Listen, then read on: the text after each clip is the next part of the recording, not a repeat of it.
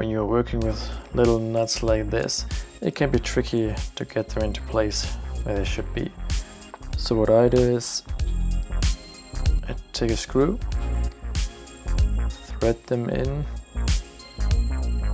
just a little bit that it sticks on the screw, and then you can handle it very well and just stick it in.